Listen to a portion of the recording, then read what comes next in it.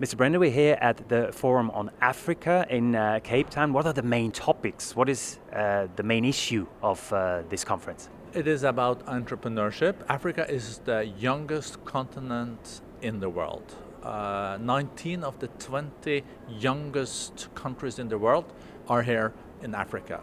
And to secure enough jobs and also education and future for the young people, we need more entrepreneurship. It's very interesting that the entrepreneurial spirit among young people in Africa are tremendous. It's higher than in any other place in the world, but the ability to succeed also has to be there, and that's why we need more investments. We have to have more businesses engaged in Africa. That's part of our summit. Would you even go as far as saying the future is African when you look at the economic stage, when you look at the future of politics as well? Africa will be increasingly important. There is like 1.2 billion people, up to 1.5 billion people in Africa today. By 2050, there will be 2 billion. In 2035, there will be more babies born in Africa every day than in the rest of the world altogether. That says something about the demography.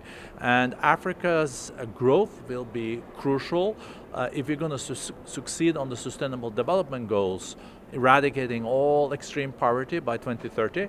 Africa needs to succeed. So we need to invest more, we have to do more in Africa. So Africa will be, of course, also due to the size and the population, crucial for our planet moving forward.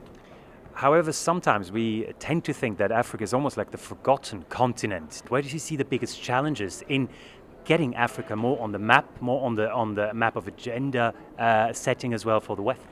So Africa is in many ways everything. You have some of the fastest growing economies in the world here.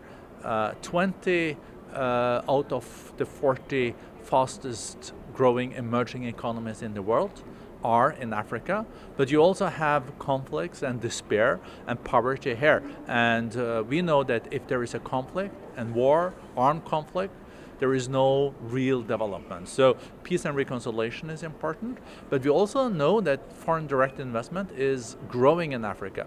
The rest of the world, foreign direct investment is going down. In Africa, it's still growing. There's a lot of interest in this continent, and is also where China meets the US and Europe and Japan and India at the same time. So Africa needs to get it right when it comes to those investments, but also the trade inside Africa among African countries are growing.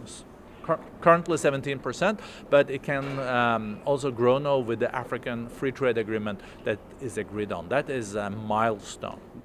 Where do you see Africa on a global scale? When you look at, for example, the big transnational projects like the Belt and Road Initiative, do you see those things, those projects as being an opportunity for the continent, or is there a risk as well that they're being almost like colonialized again? I think that this continent needs a lot of foreign direct investments. But it's also very interesting to see that African countries are now investing in each other's. We see South Africa and Nigeria as main foreign direct investors in many other African countries. I think that is good. I think it is good that there is competition when it comes to foreign direct investment, because when there is competition, the country in question can then set stricter criteria. You can invest in our country, provided that it's an inclusiveness in it, that it also brings in gender perspective, that you don't just come and invest and bring people, but you also have to reskill and upskill people in our country. That's why competition also works when it comes to FDIs, because that gives the leaders in the African countries better cards on their hand. And of course, they also at the same time have to address corruption, illicit financial flows. That is also a big problem in this continent. What would you say on an international scale? What is the biggest challenge at the moment? In Africa, it is opportunities for the youth. In South Africa, where we are now, youth unemployment is 50%. And that is not sustainable. You cannot continue with half of the young population not being part of the ordinary work and labor market. So it has to be upskilling, reskilling, it has to be investments. You really have to build a future for the youth of Africa. And being the youngest continent in the world, the future belongs to the youth, but they also have to have a future, and that is about jobs and education, and that is not only an African responsibility. I think we all have to support and partner with Africa to create a future for all the young people on this continent. Final question on an international stage. Is there something that lets you lose sleep at night? Something that you see, oh, we live in a more and more bipolar world, we live in a more and more trade-driven world where there's trade tensions, even trade war. Is there something that you might say, oh, we have to watch out for that?